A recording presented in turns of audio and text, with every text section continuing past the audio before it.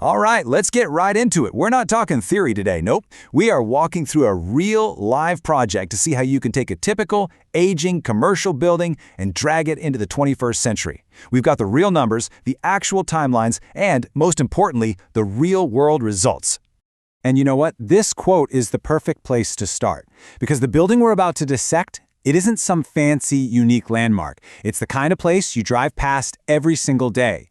Built a couple of decades ago, run on a mix of manual controls with a maintenance team that's constantly, and I mean constantly, putting out fires. If any of that sounds familiar, you're going to want to stick around for this. So let's set the scene. Let's really diagnose the before state. What exactly were we dealing with here? Okay, here are the vitals. We've got a 6-story commercial office building in a Dubai business park. Built back in 2004, about 8,000 square meters. But the key detail here, the thing you really need to focus on, is its state. A total patchwork of standalone systems and manual controls. And that, as you can imagine, led to some pretty big problems. First up, the big one. The HVAC system was just hemorrhaging money. I mean, the variable speed drives on the main chiller, they've been bypassed. The air handling units were running on schedules that hadn't been touched since 2012.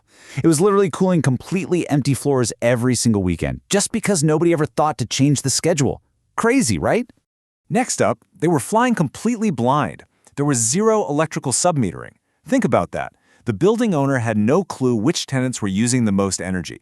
They were just soaking up these massive common area costs without any data to manage them or even ask the right questions.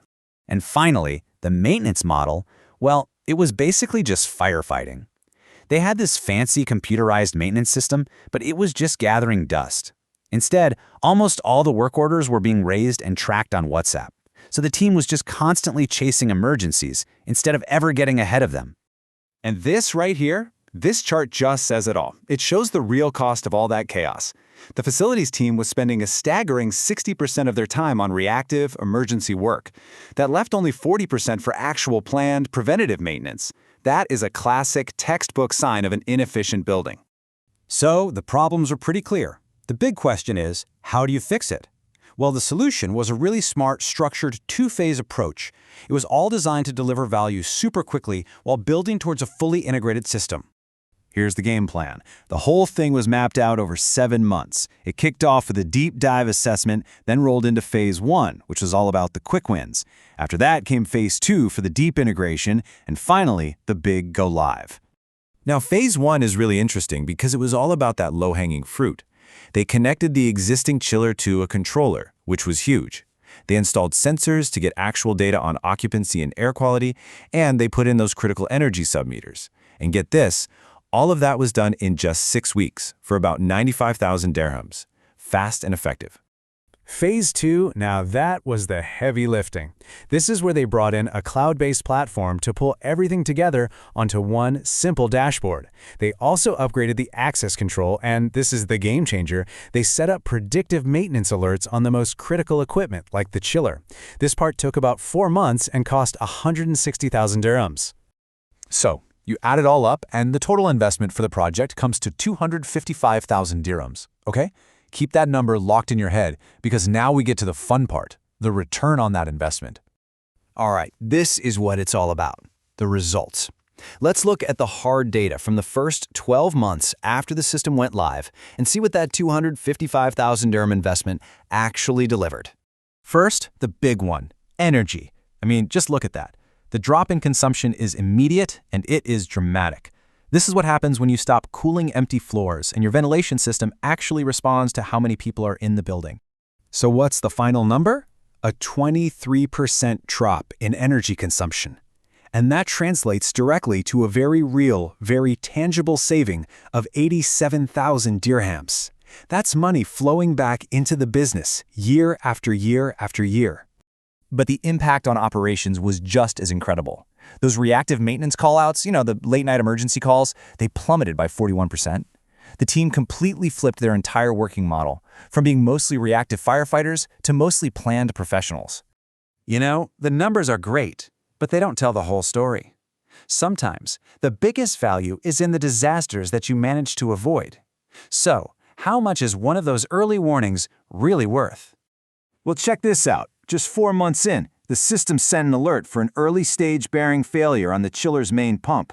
A simple, planned repair cost just 3,200 dirhams.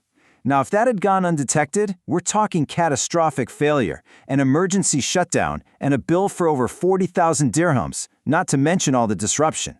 That one single alert paid for a huge chunk of the system by itself.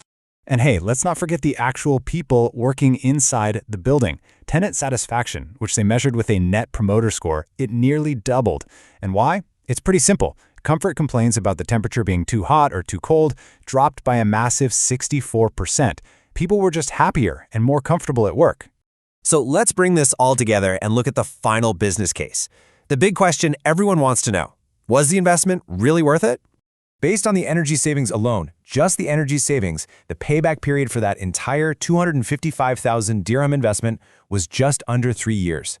For a commercial real estate project, let me tell you, that is an incredibly fast return. But the total payoff, it's so much bigger than just the payback number. You're talking about lower bills, of course, but also a more efficient team, disasters that were completely avoided, happier tenants who want to stay, and ultimately a more valuable, future-proofed asset. Now, a project like this, it naturally gets you thinking and leads to bigger questions. Like, do you always need to rip and replace an old system? We're actually going to tackle that head-on in our next explainer.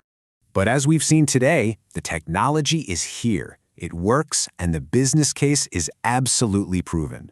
So for the thousands and thousands of buildings just like this one out there, the real question is no longer whether an upgrade makes sense. It's simply deciding where you're going to start.